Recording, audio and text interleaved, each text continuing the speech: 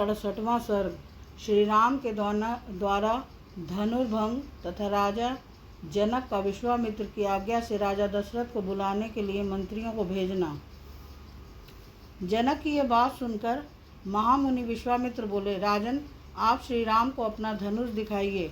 तब राजा जनक ने मंत्रियों को आज्ञा दी, चंदन और मालाओं से सुशोभित व दिव्य धनुष यहाँ ले आओ।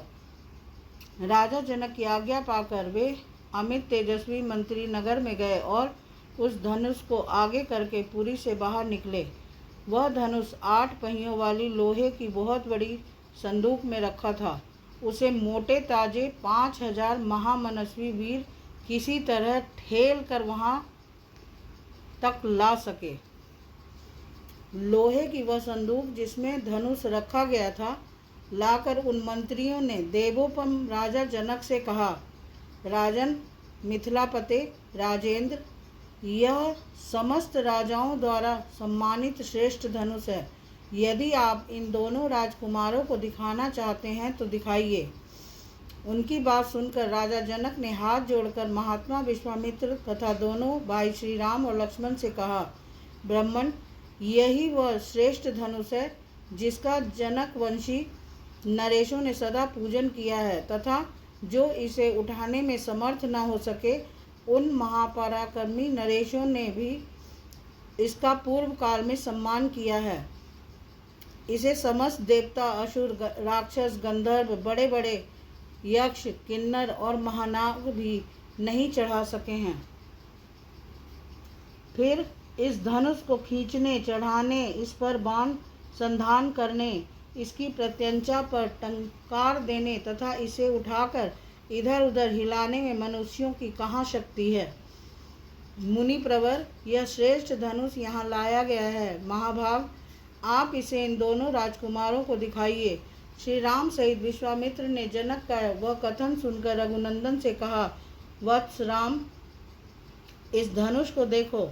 महर्षि की आज्ञा से श्री राम ने जिसमें वह धनुष था उस संदूक को खोलकर उस धनुष को देखा और कहा, अच्छा, अब मैं इस दिव्य एवं श्रेष्ठ धनुष में हाथ लगाता हूँ।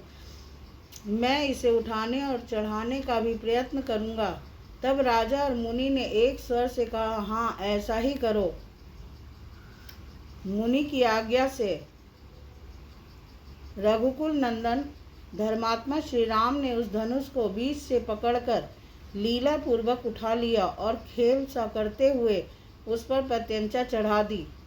उस समय कई हजार मनुष्यों की दृष्टि उन पर लगी थी। प्रत्यंचा चढ़ाकर महायशस्वी नरश्रेष्ठ श्री राम ने ज्यों ही उस धनुष को कान तक खींचा त्यों ही वह बीच से टूट गया।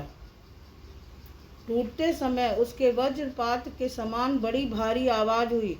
ऐसा जान पड़ा मानो पर्वत फट पड़ा हो। उस समय महान भूकंप आ गया। मुनिवर विश्वामित्र, राजा जनक तथा रघुकुल भूषण दोनों भाई श्री राम और लक्ष्मण को छोड़कर शेष जितने लोग वहां खड़े थे वे सब धनुष टूटने के उस भयंकर शब्द से मूर्छित होकर गिर पड़े।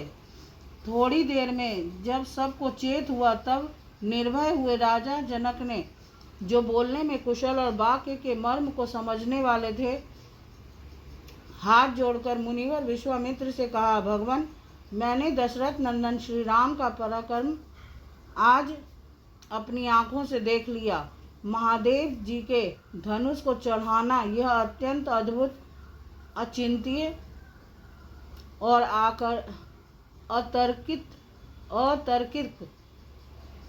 अतर्कित घटना है। मेरी पुत्री सीता दशरथ कुमार को श्री राम को पति के रूप में प्राप्त करके जनक वंश की कीर्ति का विस्तार करेगी। कुशिक नंदन, मैंने सीता को वीर्य शुल्का पराक्रम रूपी शुल्क से ही प्राप्त होने वाली बताकर जो प्रतिज्ञा की थी वह आज सत्य एवं सफल हो गई। सीता मेरे लिए प्राणों से भी बढ़कर है। अपनी यह पुत्री मैं श्री राम को समर्पित करूंगा। ब्राह्मण कुशिक नंदन, आपका कल्याण हो। यदि आपकी आज्ञा हो तो मेरे मंत्री रथ पर सवार होकर बड़ी उतावली के साथ शीघ्र ही अयोध्या को जाएं और विनय युक्त वचनों द्वारा महाराज दशरथ को मेरे नगर में लिवा लाएं। साथ ही यहाँ का सब